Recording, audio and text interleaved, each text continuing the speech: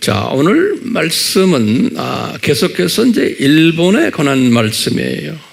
왜냐하면 우리가 섬기는 나라가 일본이기 때문에 앞으로 계속해서 우리가 일본과 연관되는 주님이 주시는 말씀들을 공부하게 될 것이에요. 왜요? 우리가 섬기는 일본을 알아야 돼요.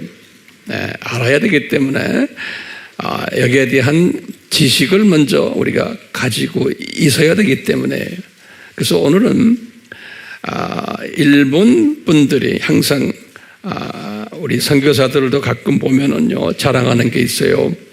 일본은 한국보다 순교자가 더 많습니다라는 말을 가끔 저에게 해왔어요. 그래서 일본이 이렇게 복을 받습니다라는 그러한 말씀하시는 걸 제가 여러 번 들었는데요. 오늘 거기에 대한 말씀을 좀 같이 나누려고 그래요. 그래서 제목을 많은 순교자들의 피가 뿌려진 일본 땅이라는 제목으로 하루에 한번 성령님의 세미한 음성을 한번 듣기를 원해요. 이 일본이라는 이 나라, 우리 지난 시간에도 제가 말씀했어요. 깊은 잠에 빠져 있는 사자다 그랬어요. 사자다. 그래서 한번 정리를 좀 다시 한번 해주시면 고맙겠어요. 왜 사자라고 표현했는가? 라고 하면요, 첫째는 사자는 동물의 왕 아닙니까? 그와 같이 힘이 있고 이 나라가요, 영향력도 크고 이 나라가 또 지배력도 크고요. 그런 의미에서 대국이에요. 나라의 그 물리적인 사이즈를 봐도 면적이 우리 한반도 전체의 1.7배라고 되어 있어요. 그리고 우리 남쪽을 보면은 남쪽과 비교하면 3.8배로 기록이 나와요. 그러니까 우리보다 큰 나라예요. 섬나라지만. 그리고 큰 섬이 4개가 있고, 홋카이도부터 북쪽에 혼슈, 시코쿠, 규슈, 이렇게 4나라. 우리 아미 팀들은 이거 다 이제 외워야 될 것 같아요. 자, 일본에 다시 해요. 일본은 그렇기 때문에 섬도 많은데 약 한 6,000개라고 그러는데 정확하게 제가 데이터를 보니까 6,800개래요, 섬이. 그렇게 많아요. 인구도 말할 것도 없죠. 1억 2천만 명이니까 우리 남쪽 인구를 비교하면은 약 2.4배가 돼요. 우리보다. 그러니까 인구도 많은 나라예요. 이러면서 이제 정치력도 있어서 지금 G7에 지금 들어가 있고, 아시아 나라로는 유일하게 G7이 이번에 지금 G7 지금 하고 있잖아요. 자랑스럽죠. 우리가 이제 G8에 이제 들어가려고 하는데 주님께서 그렇게 주시기를 바라고 있어요. 그러니까 경제 대국이죠. 여기저기 데이터를 보면 세계에서 경제 2위 또는 3위 여기에서 왔다 갔다 하는 나라니까, 이 아시아의 조그만 나라가 실은 아니죠. 섬나라가 이런 그 파워를 가진 사자 같은 나라예요. 그러면서 우리 지난 시간에도 잠깐 봤지만 세계에 선호하는 나라들 투표를 하면은 매해마다 거기에 데이터가 나오는데 항상 일본이 미국하고 일본하고 영국하고 이 세 나라가 1, 2, 3등이에요. 항상. 이 기가 막히지 않아요? 우리나라는요 약 50등 가까이 돼요. 중국도 말할 것도 없고. 그럼 우리가 일본을 우습게 하면 안 돼요. 일본 사람들이 우리를 볼 때 너희들은 세계에서 50등 가까이 되는 인기 있는 나라인데 니네들이 뭔데 우리를 우습게 하느냐 그래요. 그러니까 우리가 생각을 바꿔야 돼요. 자, 뭐 노벨상도 우리는 없지만 그 나라에는 여러 명 있어요. 노벨 과학상, 문학상. 그러니까 이게 보통 나라가 아닌 거예요. 그래서 그런 의미에서 제가 이 나라를 뭐라고 말했어요? 사자 같은 나라다 그런 거예요.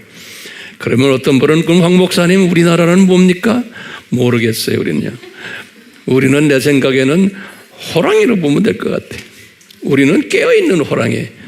이 사자는 잠자는 사자로 보시고 그냥 비교해 본 거예요. 이런 사자 되는 이런 나라가 지금 잠자고 있다. 이제 이런 이야기를 우리가 쭉 했어요. 이런 나라에 이제 우리 역사의 주인 되시는 예수님께서 이런 나라에 복음을 집어넣으셨어요. 그것이 언제입니까? 라고 하면 우리 공부했죠. 여기 보시면 1549년에 여기 하비에르라는 여기 로마 카톨릭의 비즈니스맨이면서 선교사예요. 아주 유명한 분이에요.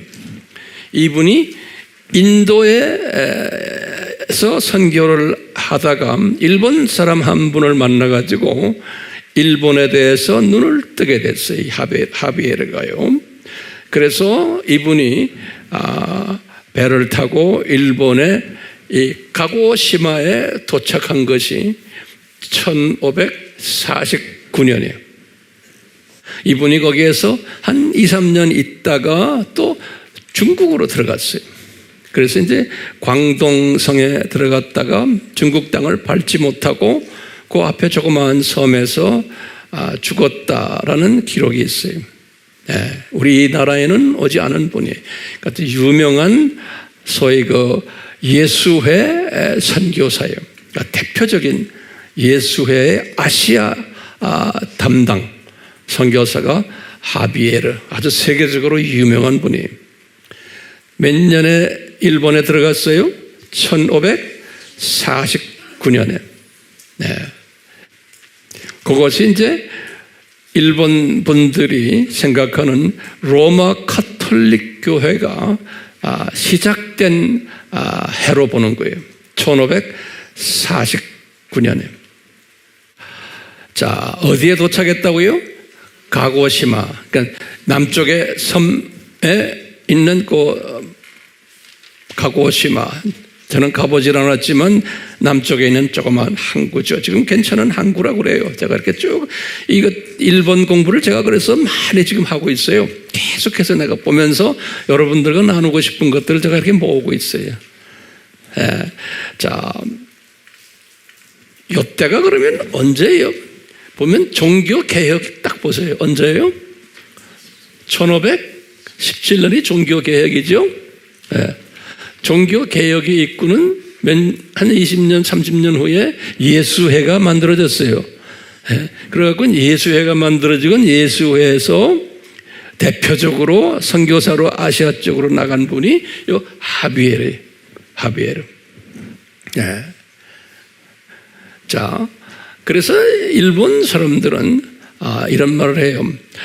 한국보다 우리가 기독교가 더 일찍 들어왔다라는 말을 해요.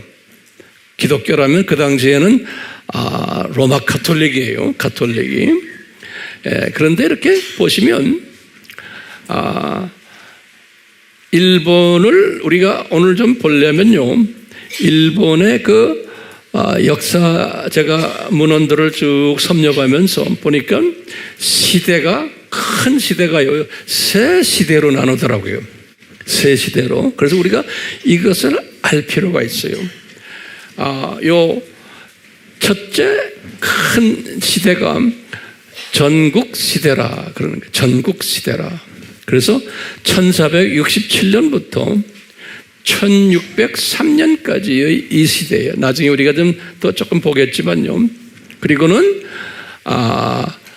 요때는 수도가 교토였는데 그 다음에 이제 나오는 이 한국말로는 덕천이라고 그러죠. 덕천 시대. 이것을 일본말로는 도쿠가와, 아주 유명한 분이죠. 네. 도쿠가와 이건 시대, 이 집안 사람들이 점령했던 시대, 이 도쿠가와의 집안 사람들이, 그래서 도쿠가와 시대라고 그러는데, 쇼군이라고 그래. 거기에 무사들, 권력자들을 쇼군이라고. 예전에 한번 영화도 그런 영화가 있었어요. 이 시대를 에도 시대라고 그래요. 에도라는 말은 제가 보니까 동경을 에도라고 그런대요. 그런데 수도를 도쿄에서 에도로 옮겨가지고 이제 동경을 중심으로 해서 이제 지금까지 이제 동경이 수도 아니에요. 그래서 이제 도쿠가와 시대 또는 에도 시대 이렇게 이야기를 하더라고요. 그래서 이제 에도 어떤 보면 막부 시대, 그런 우리 옛날에 다 배웠죠. 에도 막부. 그 사람들은 일본말로 막부라고 부르더라고요. 한문으로 막부.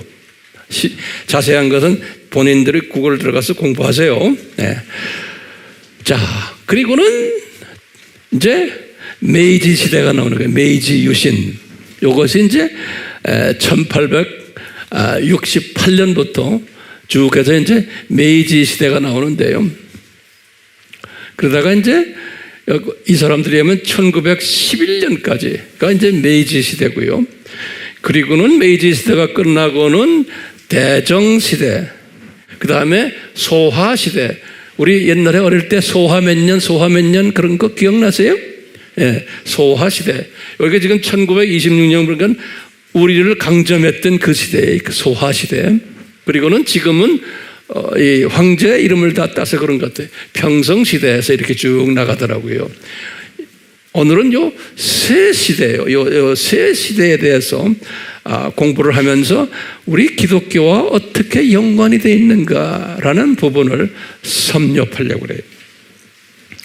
새 시대가 뭐예요? 처음에 전국 시대, 그 다음에 에도 시대, 도쿠가와 시대, 그 다음에 메이지 시대. 이렇게 메이지 유신이라는 말은 우리 많이 들어봤잖아요. 네, 메이지 유신, 저희 개화 시대예요. 자, 그런데요, 이제 다시 돌아가세요. 우리나라와 비교를 해보는 거예요. 한번 가톨릭을요. 일본 사람들은 가톨릭이 언제 시작이 됐다고 그래요? 하비에르 때 시작했다고 그랬잖아요. 근데 우리나라는 가톨릭이 언제 왔느냐? 그럴 때요. 요즘은 제가 빨간 걸로 써놨어요. 유명한 분 한 분 있어요. 퀴즐라프라고요. 여기 보면 퀴즐라프. 요거는 가톨릭이 아니라 개신교예요. 개신교 내가 나중에 이야기할게요. 자, 그러면 한번 보세요. 우선 우리나라의 가톨릭이, 제가 칠판에다 안 적었지만 여러분 보세요. 우리나라의 가톨릭이 언제 왔느냐라고 할 때 여러 가지 학설들이 있어요. 우리나라가 어떤 학설은 뭐냐면요, 임진왜란 때 예수회의 신부가 세스페데스, 그냥 지금 우리 빨간 거는 지금 우리나라 이야기입니다. 이 세스페데스가 임진왜란 때 우리나라에 들어왔다는 거예요. 선교사인데, 예수의 선교사인데. 왜냐? 임진왜란 때 이 풍신수길이, 도요토미 히데요시의 풍신수길이 예수회 사람들 10만 명 교인들을 데리고서 군인으로 해서 우리나라에 왔다, 이런 기록이 있어요. 그래서 임진왜란은 예수회가 자기네 세력을 한반도에 일으키기 위해서 일으킨 전쟁이다라고 이렇게 또 보는 또 역사가들이 있어요. 그럴 때 이 예수의 신부 이름이 세스페데스라는 사람이 우리나라에 들어와서 복음을 전했다라고 보는 거예요. 그렇다고 보면은 우리나라도 가톨릭 역사가 꽤 되지요. 거의 일본과 맞먹죠. 이렇게 이제 보는 게 있는 거예요. 그 다음에 이제 두 번째 학설은 1631년에 우리나라에 정두원이라는 분이 명나라에 가가지고 그 당시에 중국에 가가지고 이 마테오 리치 이태리 사람인데 예수의 분의 이 사람이 천주실의라는 책을 만들어서 기독교 변증서인데요. 이거를 만들어서 그 책이 중국에 있었는데 이때 그 책을 우리나라에 들고 들어왔다는 거예요. 정두원이가 중국에 가가지고. 그러니까 여기 지금 첫 번째 학설은 임진왜란 때 로마 가톨릭 복음이 들어왔다. 또 두 번째는 정두원이가 마테오 리치 책을 들고 우리나라에 들어온 것이 1631년이다 이렇게 보는 거예요. 이게 두 번째 학설이에요. 잘 이해되세요? 세 번째 학설은 이 1645년에 병자호란이 있었는데 병자호란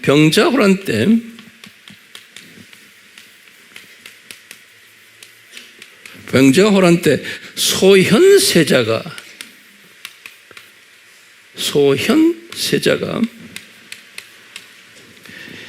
또 가톨릭 서적을 들고 들어왔다 이렇게 기록이 되어 있는 거예요. 그러니까 우리나라의 로마 가톨릭의 역사도 만만치 않은 거예요. 다 이제 중국을 통해 가지고 그 당시에 중국을 통해서 그곳에 있는 예수의 선교사들에 의해서 문서가 이미 다 그때 다 중국엔 돼 있었던 것 같아요. 그래서 이제 우리나라에 들어왔다 그러니까 지금 1600대니까요. 1600대니까 지금 이쪽에 이때 이미 들어왔다라고 보는 거예요. 그래가지고 일본 기독교인, 다시 기독교인이라면 그 당시에는 무슨 교인이 로마 가톨릭 교인이 1580년도 됐을 때 이미 1580년도 됐을 때 10만 명이었다라고 자기네가 이야기를 해요. 로마 가톨릭 교인이. 지금 중국, 일본을 이야기하는 겁니다. 그리고는 1600년 초에는 약 한 45만까지 갔다라고 보는 거예요. 그렇기 때문에 여기 지금 임진왜란이 지금 이때 일어났잖아요. 임진왜란 때만 해도 벌써 로마 가톨릭 교인이 일본에 수십만 명이었을 거라 보는 거예요. 수십만 명. 그렇기 때문에 군인 10만 명을 만들어가지고 예수의 가톨릭 교인들을 그 10만 명을 만들어서 실제로 일본 사람들이 이 숫자보다 훨씬 많이 왔지만 예수의 출신 군인만 10만 명이 거기에 조인해가지고 우리나라를 침범했다라고 보는 거예요. 자, 이제 그렇기 때문에 이제 우리가 지금 보면은 우리나라와 일본과 이 로마 가톨릭의 역사를 보면요, 내가 볼 때는 거의 비슷하다 보면 되겠어요. 제가 아까 세 가지 학설을 드렸잖아요. 그 학설에 보면 임진왜란 때 이미 로마 가톨릭의 군인들이 10만 명이 왔고 또 선교사도 왔고 했으니까 직접 간접으로 우리나라에도 그때 이미 십자가 구경을 하지 않았나 보는 거예요. 이분들이 이 임진왜란 때 이 군인들이 십자가 깃발을 들고서 왔거든요. 그래서 구글로 들어가서 보세요. 자세히 보시면 이미 임진왜란 때 일본 군인들이 십자가 깃발을 들고 온 게 있어요. 자, 그러면요, 일본과 우리나라의 개신교가 어떻게 도래했으면 그것이 어떻게 차이가 나는지도 잠깐만 볼 필요가 있어요. 제가 이렇게 연구를 했어요. 제 나름대로 제가 많은 문서들을 보면서 제가 연구를 해서 그걸 복잡한 것을 간단하게 좀 한번 정리를 해서 여러분들에게 좀 드리고 싶어요. 자, 이 일본의 개신교는 언제 들어왔느냐? 그러면 이 도표를 보시면 1859년에 여기 써놨죠. 예. 바로 1854년에 미국이 강제적으로 일본에게 강요를 해가지고 미일 통상조약을 맺었어요. 우리 김선교사님도 요코하마에 있거든요. 그 요코하마가 이게 미국 사람들이 배로 내리는 곳이에요. 그곳이. 그래서 미일 수호조약도 통상조약도 다 그쪽에서 다 이루어진 것. 여기 중요해요. 1854년에 미국과 일본이 수호조약을 맺으면서 그때부터 미국 사람들이 일본에 상주하게 됐어요. 미국 사람들이. 그러면서 선교사는 못 들어오게 돼 있어요. 복음은 전하지 못하지만 미국 사람은 상주하게 돼 있기 때문에 요코하마에서요. 미국 분들이 뭘 요구했냐면 일본에다가 일본 사람은 개종시키는 일을 하지 않겠지만 지금 상주하고 있는 미국 교포들을 위한 교회가 필요하다. 또 목사님이 필요하다. 그래서 허가를 받아가지고 첫 미국 목사님이죠. 선교사죠. 그 사람이 여기 유명한 의료 선교사인데 요 헵번이라고 그래요. 요 헵번. 요 사람이 들어온 것이 1859년이에요. 그러니까 요것을 이제 일본 역사에서는 개신교가 들어온 해라 보는 거예요. 요 1859년이에요. 나중에 이제 이분 의사이기 때문에 나중에 이분이 우리나라에 와가지고 요 지금 아펜젤라가 1885년이었거든요. 여기 우리나라에 와서 고종을 만나가지고 저 사람이 의료선교니까 병원도 만들고 그랬잖아요. 고종을 만나가지고 고종한테 뭘 이야기했냐면 당신들도 미국의 의료선교사가 필요하다. 병원 지어줄게. 그래가지고 그 의료선교사가 우리나라에 들어온 것이 그 유명한 알렌 선교사예요. 알렌. 저분의 소개로. 그래서 1884년에 알렌 선교사가 이제 들어오게 된 거예요. 그러니까 요 아펜젤라나 언더우드 들어오기 전에 이미 요 의료 선교사가 누구의 도움으로 요 헵번 선교사의 도움으로. 그러니까 일본과 우리와는 깊은 이렇게 관계가 있어요. 자, 그러면은 황 목사님, 우리나라는 그러면 개신교가 정확하게 언제 들어오게 됐습니까? 라고 물어보면 우리가 어떤 사람들은 1885년에 아펜젤러와 언더우드다 라고 말할 수 있어요. 그런데 실제적으로는 그게 아니에요. 이 사람들은 우리나라에 들어와서 상주했던 사람들이 상주했던 첫 상주 그룹들이에요. 1885년에 이 아펜젤러는 어느 교회를 만들었어요? 정동교회, 감리교.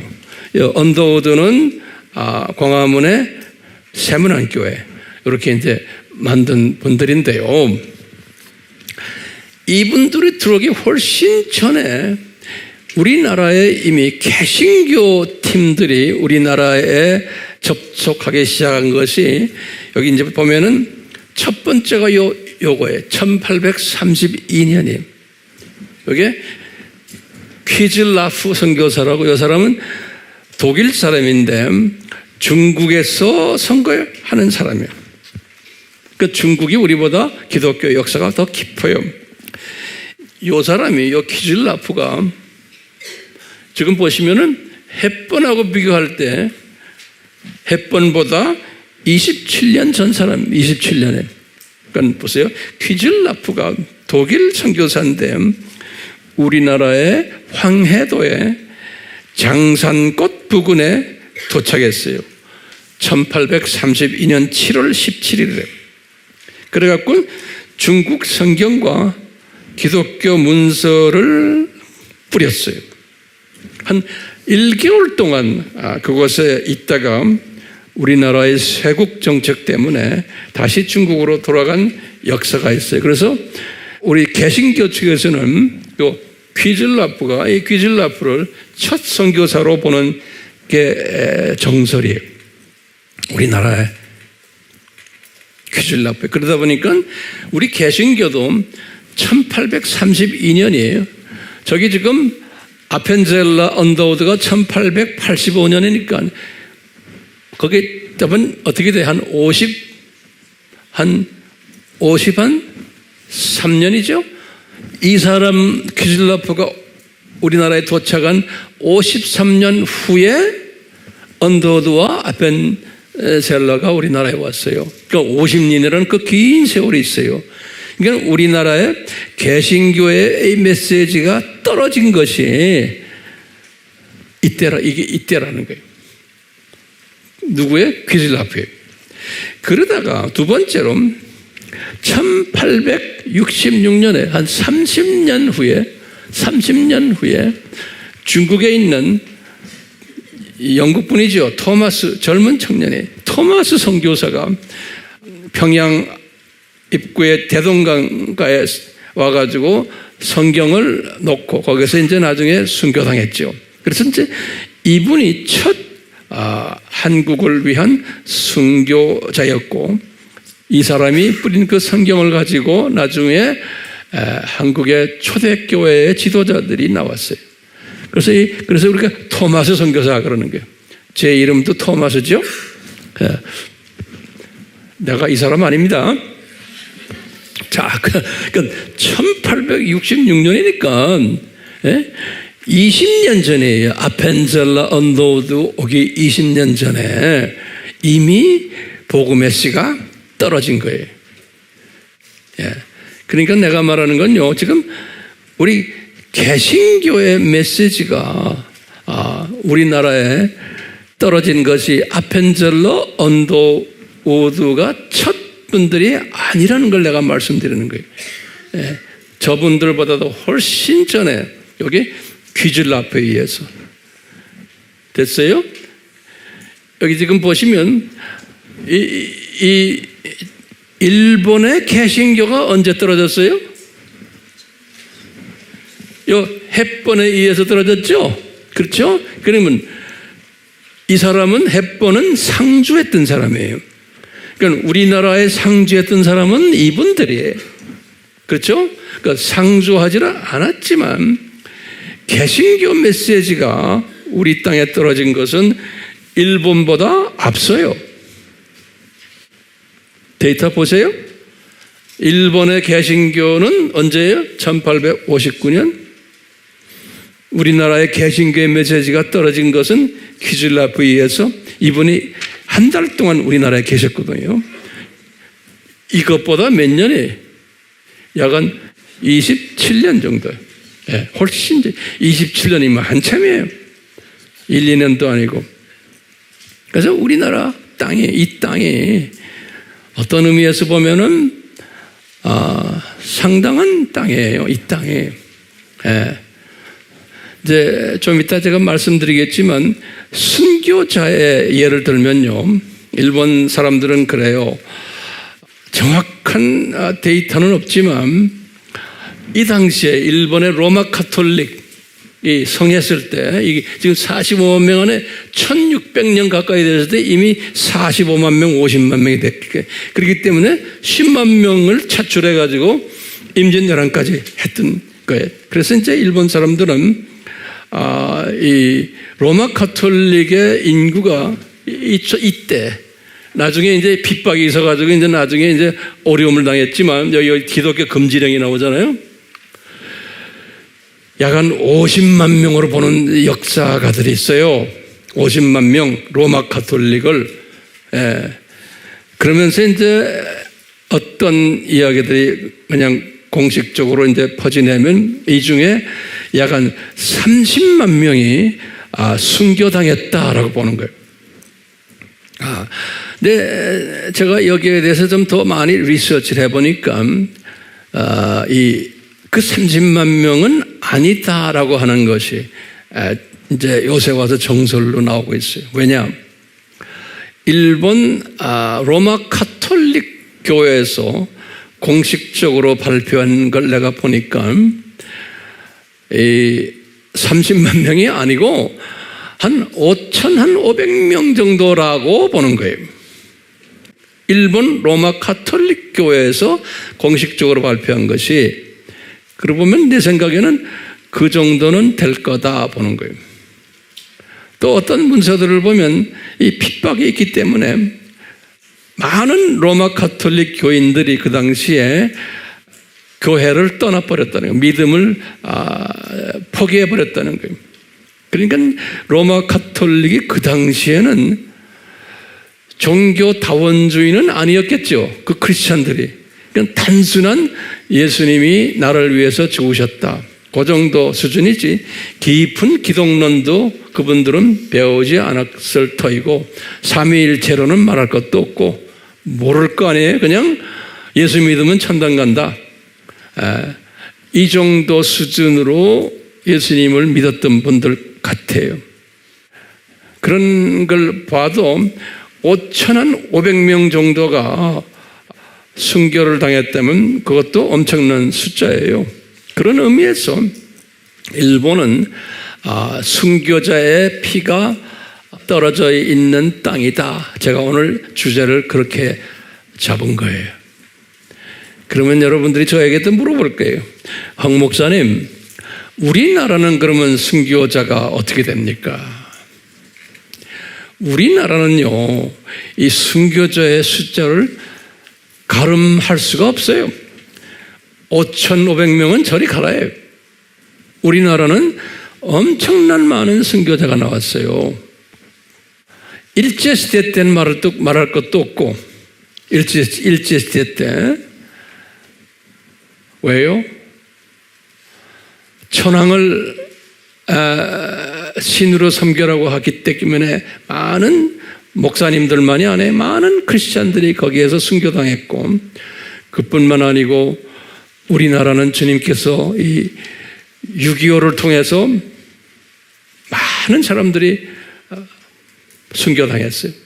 많은 크리스찬들이 한 150만 명의 크리스찬들이 북한에서 남한으로 피난 나오고, 그러면서 우리 민족은 일본과 비교할 때 어느 민족이 더 순교자가 많을 것 같아요? 우리가 훨씬 많아요. 하나님은 우리 민족을 선교 대국으로 쓰시기 위해서 일제시대 때부터 피를 많이 흘리도록 주님께서 다 예정하시고 그렇게 해왔던 주님의 뜻이 숨겨져 있고, 오늘날도 남북이 갈라져서 저 북쪽은 끊임없는 순교자들이 나오고 있는 거예요. 꼭 피만 흘리는 것이 아니고 복음 때문에 엄청난 괴로움을 당하는, 사회에 불이익당하고 고통당하고 투옥당하는 그러한 일들이 지금도 우리나라, 우리 민족 가운데서 일어나고 있는 거예요. 그러니까 저 북한을 저렇게 악하게 만들어 놓은 것도 예수님의 디자인 속에서 우리 민족이 피를 많이 흘리도록 디자인하시고, 그래야지만 이 피 흘린 사람들을 통해서 이 남한에 있는 우리 크리스천들이 세계 복음화를 할 수가 있는 1등 국가가 이렇게 되었던 것이에요. 그러니까 일본의 순교자와 우리의 순교자는 비교가 돼요? 안 돼요. 네. 안 돼요. 그렇기 때문에 우리가 이 순교의 피는 우리 땅에 많기 때문에 우리가 전 세계를 향해서 지금 복음을 전하는 민족으로 발전됐고, 말할 것도 없이 일본도 우리의 영적 섬김을 받아야 되는 그런 나라로 주님이 그렇게 지금 만들고 있다고 저는 보고 있어요. 예. 이 기독교를 이런 측면에서 볼 때 우리가 왜 일본 사람들을 섬겨야 되느냐 할 때 그러면 뭐라고 우리가 대답할 수 있어요? 순교자적인 측면에서 뭐라고 말할 수 있어요? 아하, 우리는 순교의 피를 많이 흘린 민족이구나 라고 보면 되겠어요. 자, 일본이 그러면 왜 일본이 이렇게 소위 사자인데 잠자고 있는 사자일까라고 하면 거기에 대한 답을 좀 우리 나름대로 좀 찾아보려고 그래요. 우리 나름대로 이 역사를 보면서. 자, 그러면요. 여기 지금 보시면 이 전국 시대에는 아시다시피 로마 카톨릭을 받아들이고 이분들이 로마 카톨릭 사람들을 데리고 임진왜란에까지 참여했던 그러니까 친 로마 카톨릭 시대였어요. 네. 그런데 이제 요 에도 시대에 들어가서 이제 미국과 일본이 수호 조약을 맺고 이러면서 에도 시대에 들어가 가지고 1863년에 기독교 금지령을 내렸어요. 기독교 금지령을. 그때부터 기독교가 이제 소위 교인 숫자로 줄어들고 이제 교회가 슬슬 없어지기 시작하는 그런 때가 지금 이 시대에 1860년대. 그러면서 이분들이 이 당시에도 이제 이 에도 시대는 뭐냐면 쇼군들이라고 그래서요. 다시 말해 사무라이나 또는 군인 출신들 이런 사람들이 정권을 잡고 있으면서 천황도 있었지만 천황이 맥을 못 쓰는 시대예요. 천황이 그냥 천황이 상징적으로 있지만 쇼군들이 장군들이 특히 독국가와 가족들이 그 후손들이 파워를 가지고 있는 시대다 이렇게 역사책에 보면 나와요. 약 264년 동안 그러니까 이때 이렇게 하면서 천황 중심의 구조로 이제 변하기 시작했어요. 그러니까 쇼군 시대가 거의 끝날 때, 여기는 1868년에 끝났거든요.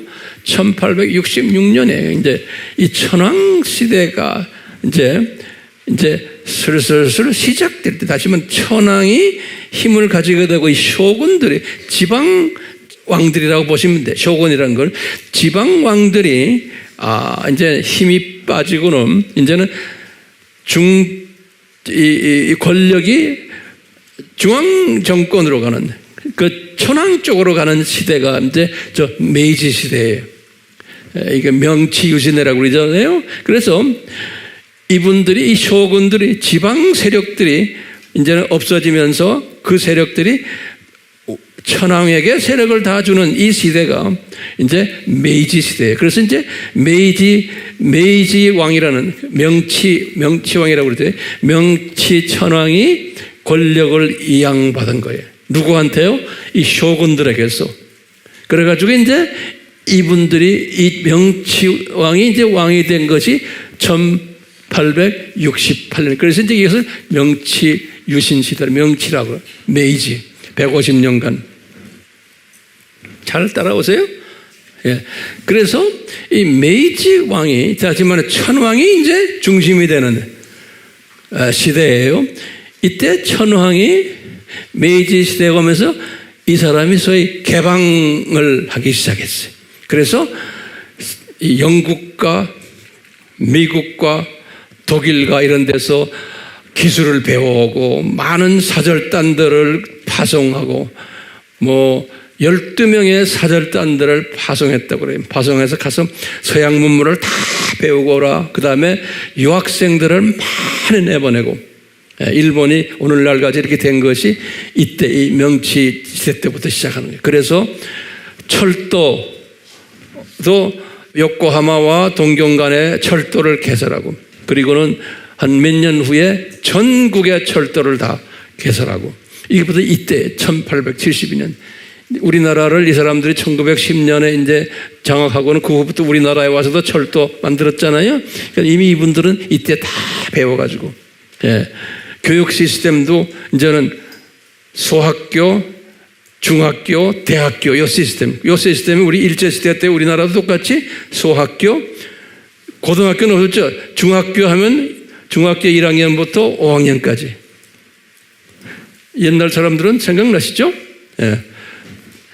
금융 시스템, 일본 은행 만들고, 다 이제 징병제도는 20살부터는 다 강제로 다 군인 가고 3년 동안, 그리고 이제 제대한 후에 또 4년 동안 예비역으로 하고, 이 징병제도도 다 이 유럽에서 배워온 거예요. 우편 시스템도 영국에서 배워오고, 군인 시스템도 다. 그래가지고 이 명치 시대에 일본이 하루아침에 유럽화되는, 그리고 무기들도 다, 조총도 다 유럽에서 가져오고, 이래서 이제 나중에 이제 우리나라를 침범할 수 있는 세력으로 되고, 그것이 지금 오늘날까지 일본이 이렇게 커지는 이런 과정 속에서 이 명치 시대 때 기독교를 보는 거예요. 여기 점은 기독교의 신앙의 자유를 선포하는 것이 1873년에 신앙의 자유를 이때는 신앙을 다 잊어버리게 하고, 여긴 다 이 당시 이 에도 시대에는 기독교를 핍박해서 기독교회가 거의 없다시피 한 거예요. 그러다가 이제 명치 시대에 와가지고 이제 서양과 개방을 하면서 할 수 없이 이제는 서양 문물을 받아주면서 기독교도 이제 받아주는 이런 때가 됐는데, 이때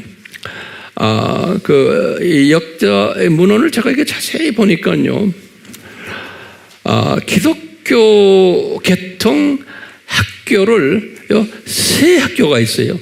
일본에 이 명치 때 기독교 계통의 학교를 세운 것이, 여기 보면은 1874년에 신앙의 자유가 선포되자마자 제일 먼저 학교가 생긴 게 뭐냐면 이 청산학원이라고 그래요. 이 유명한 이름이죠. 우리가 어릴 때도 항상 들었어요. 청산학원. 이게 미국의 감리교 선교사인 맥클레이라는 사람이 만든 학원이에요. 청산학원이. 이 맥클레이가 벌써 감리교이기 때문에요. 우리나라 감리교가 지금 보시죠. 예전에도 똑같았어요. 감리교는 이미 복음주의, 이 웨슬레이가 뜨거운 복음주의가 점점 없어지면서 소위 무슨 주의를 갖어요? 자유주의, 자유신학이 물들어간 교단 중에 하나가 이 감리교예요.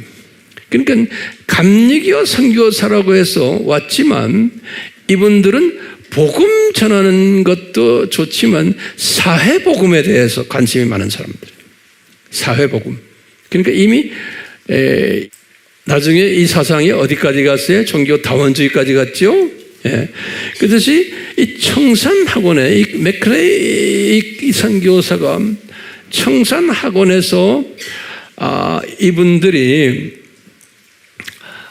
맥클레이가 가르쳐가지고 거기에 한국 유학생들 몇 사람을 가르치는데, 그 유명한 한국 유학생들이 있어요. 이 청산학원 출신들이.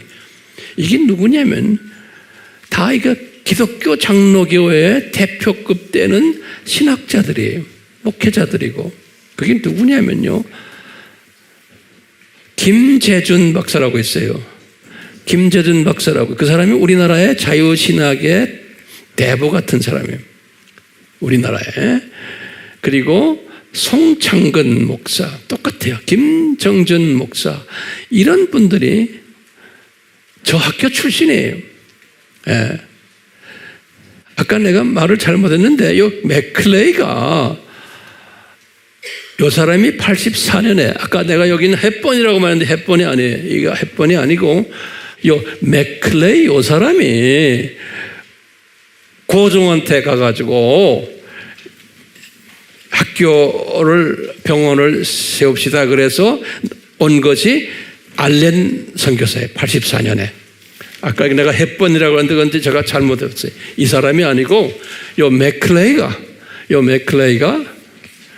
고종한테 가가지고 나중에 84년에 이제 알렌이 우리나라에 의료 선교사로 온 사람이에요. 그래서 이제 알렌을 첫 의료 선교사라고 보는 거예요. 그러니까 이 청산학원과 우리나라의 이 진보 세력들과는 직접 연계되어 있는 거예요. 그렇기 때문에 저 청산학원이 일본 말로는 아오야마 학원이라고 그러는데요. 그 다음에 그 다음 해에 또 학원을 만든 것이 삿포로 농업학교예요. 삿포로 농업학교예요. 이게 나중에 이제 현재 홋카이도 대학으로 됐는데 홋카이도 대학이 삿포로 농업학교인데 이 삿포로 농업학교에는 미국 선교사가 클락이라는 사람이 클락이라는 미국 선교사 이 사람이 미국의 마사추세츠 농과대학 학장이라고 그렇게 기록되어 있어요. 이 사람이 일본에 와가지고 농업 지도자들을 양성하기 위해서 만든 그 학교가 삿포로 농업학교. 저 학교가 일본의 농업 개발을 위해서 유명한 대학, 그러니까 일본에서는 가장 유명한 농과 대학 중에 하나였대요. 우리나라에 옛날에 그 수박 없는 우장춘 박사님 이런 말 들었죠? 다 이쪽과 연결된 것 같아요. 그런데 이분이 학교를 세워가지고 이제 이 사람이 일본 사람들에게 유명한 말한 게 있어요. 그것이 지금 우리나라에도 많이 퍼져 있어요. 우리 젊었을 때 이 사람이 뭐라고 하니 일본 사람들에게 Boys, be ambitious 이런 말 들었죠? 우리 어릴 때 항상 교장 선생님이 다녀서 우리한테 가르치는 게 Boy들, be ambitious. 근데 이 사람이 말한 거를 이제 이렇게 해서 그 당시만 해도 일본에서 배운 교장 선생님이니까 이런 이야기를 했던 게 기억이 나는데 이 클락 박사가 기독교를 학생들에게 가르치면서 거기에서 영향받은 일본 사람 아주 유명한 사람 하나 있어요.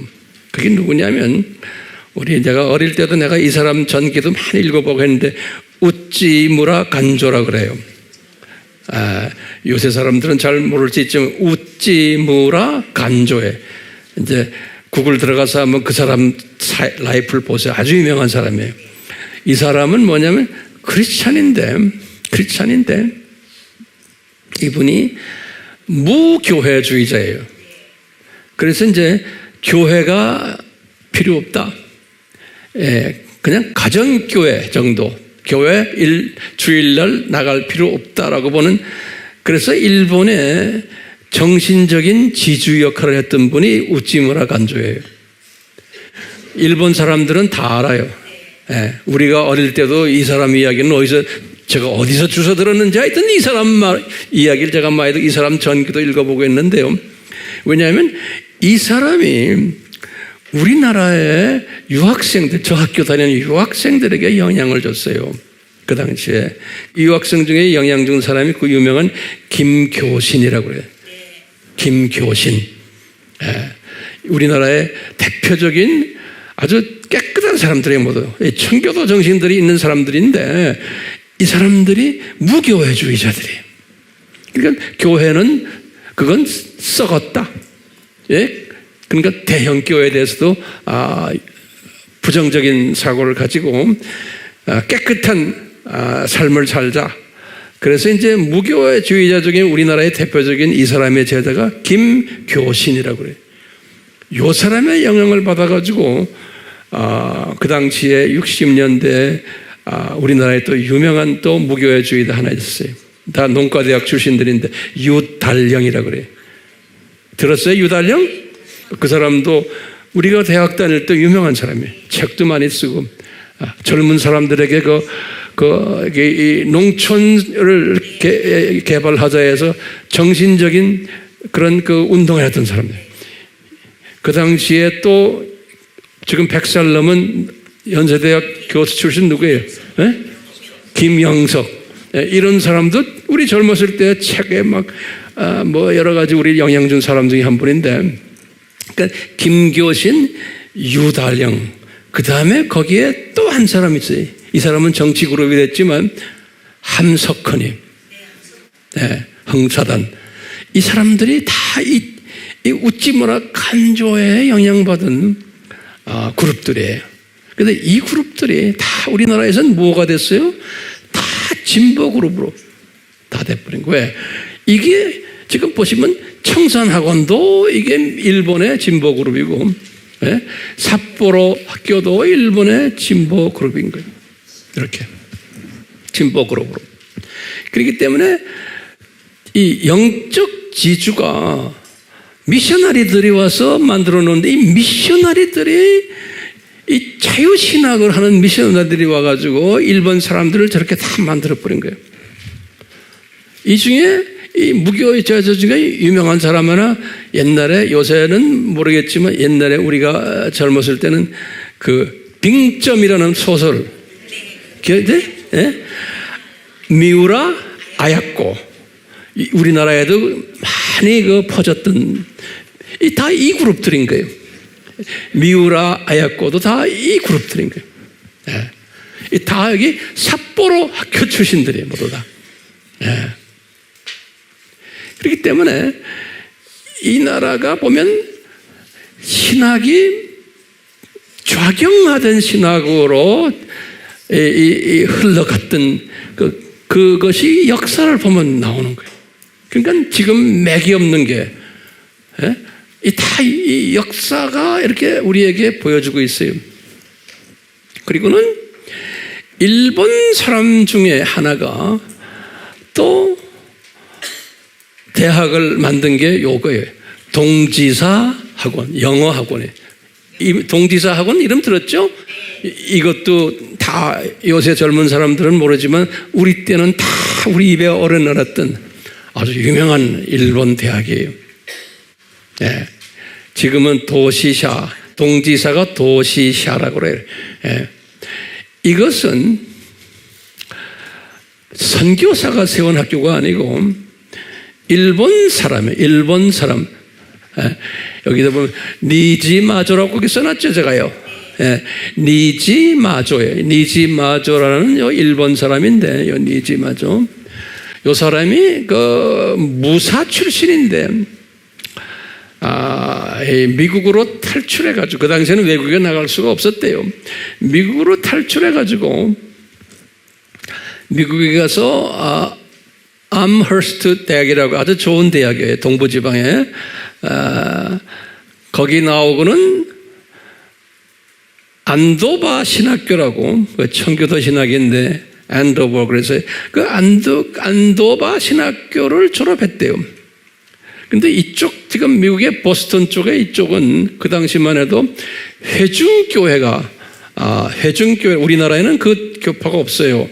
영어로는 congregational denomination, 그런데 회중교회가 침례교하고 비슷한 그러한 개념인데요. 회중교회가 그 동네를 휩쓸고 있었어요. 이 청교도 출신들 중에 많은 사람들이 회중교회 출신들이에요. 회중교회.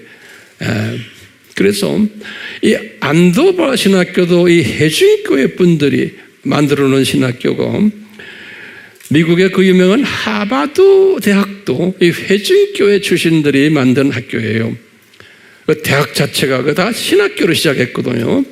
그래서 오늘날 이 회중교회 출신들이 그쪽 동네에 다 변질돼 가지고 이제는 종교 다원주의만이 아니고 그거보다 더 세게 못나게 노는 기독교 그룹이 되어버렸어요. 그걸 뭐냐면 유니타리안 그룹이라고 그래요. 유니타리안. 유니타리안이라는 건 삼위 하나님을 믿지 않고 일위 하나님만, 윤이라는 건 하나죠. 그러니까 유니타리아니즘은 그래요. 이렇게까지 변한 그룹들이 이 안도바 회중교회 출신들이, 그래서 그것이 지금 하버드니 이런 학교들이 다 유니타리안이 되어버렸어요. 네. 이런 데서 공부를 해가지고 일본에 들어와서 동지사 학원을 만든 사람이 누구예요? 니지마조라는 사람이에요. 네, 저 사람이 그래서 기독교 대학을 설립했어요. 그러니까 이 학교에도 한국 사람들이 좀 많이 다녔던 모양이에요. 그러니까 우리가 어릴 때 이 이름들을 알았어요.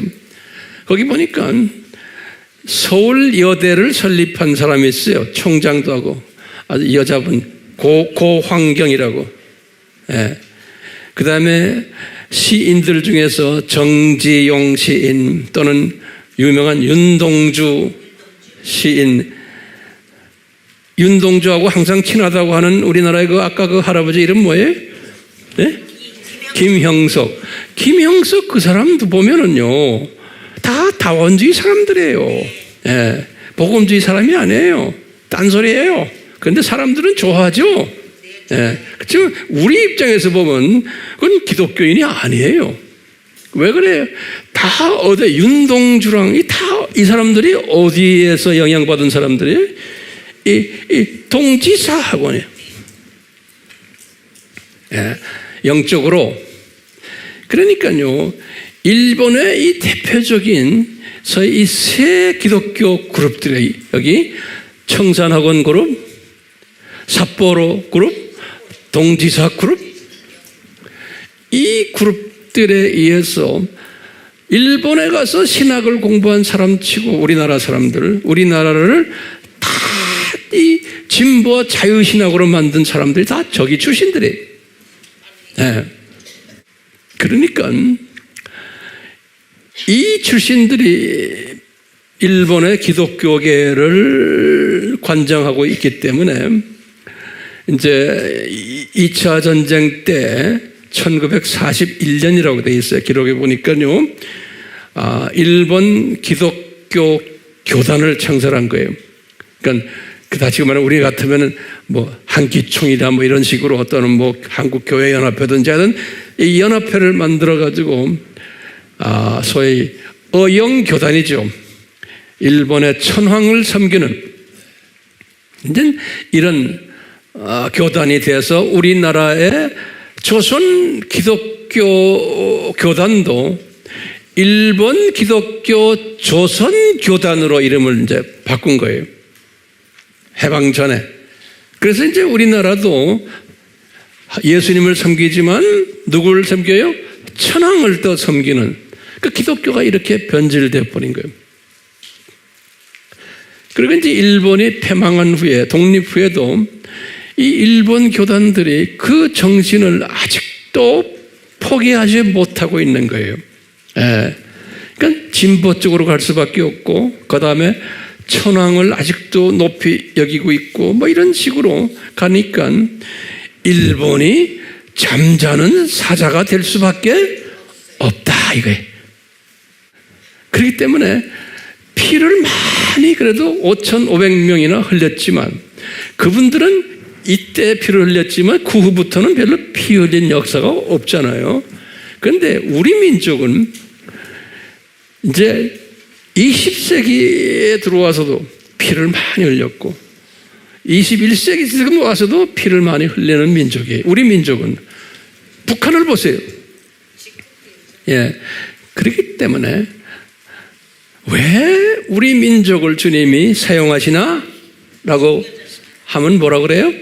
아하, 우리 민족은 이렇게 중국과 일본에서 이렇게 복음을 우리가 선교사들 통해서 받았지만 주님이 우리를 보호하셔서 우리는 이 좌경화되지 않게끔 복음주의로 보호시키시고 우리 민족을 여기까지 끌고 오셨고 거기에다가 순교의 피를 지금도 흘리게 하시는 특별한 민족인 거예요.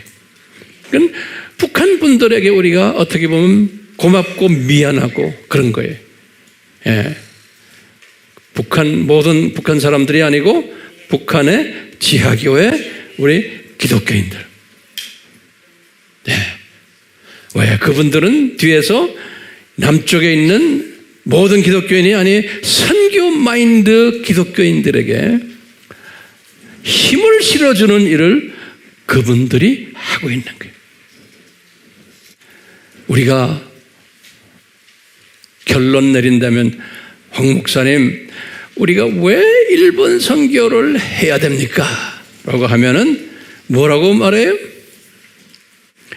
이분들을 우리가 도와주지 않으면 안 돼요. 왜? 영적으로 거의 다 죽어가 있는 민족의 이 역사를 보면요.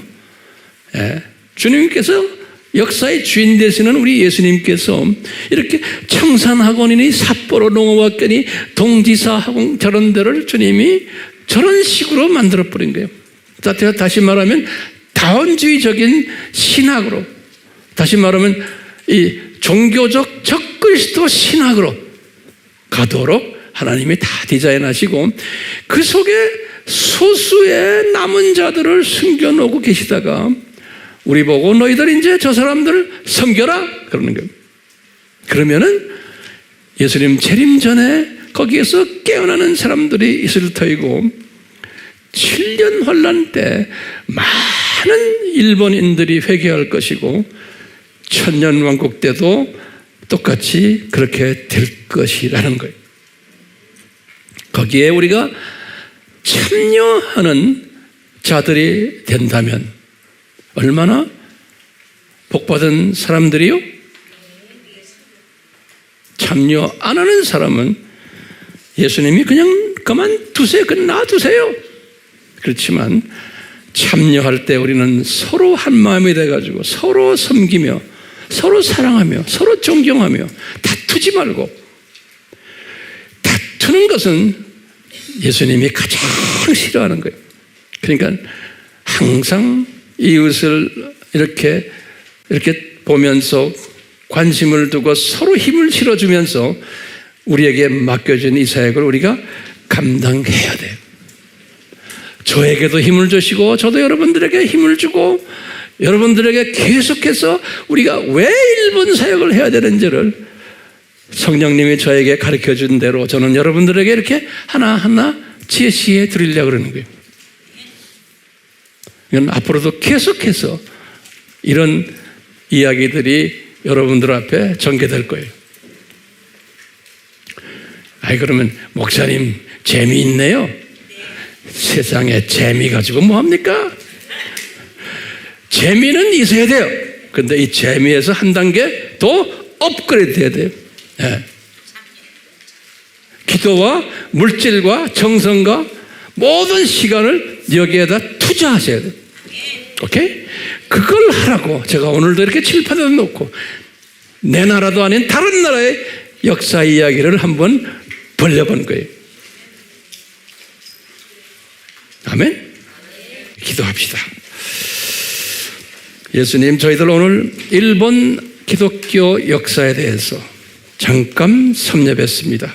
우리 모두에게 지혜를 주셔서 이 역사가, 주님이 디자인하신 이 역사가 어떻게 오늘날 우리에게 또는 우리가 섬기는 일본 분들에게 적용되는지 우리에게 가르쳐 주시고 이 역사를 통해서 우리가 주님을 더 사랑하는, 일본 사람들을 더 사랑하는 계기가 되도록 도와주시옵소서. 예수님의 이름으로 기도드리옵나이다. 아멘.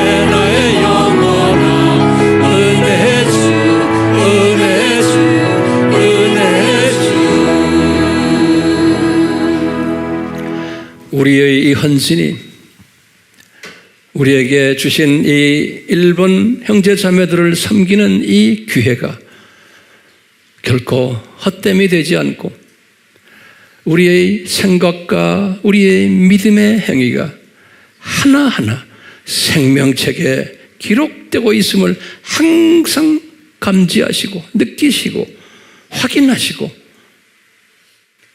그때 가서 예수님이 다 기억하시고 우리에게 말씀하실 것을 비전으로 보시며 우리의 모든 삶의 우선순위를 이곳에 두는 복된 지혜자들이 되도록 주여 삼위 하나님이시여 이 복을 내려 주시옵소서. 예수님의 이름으로 축원하옵나이다. 아멘.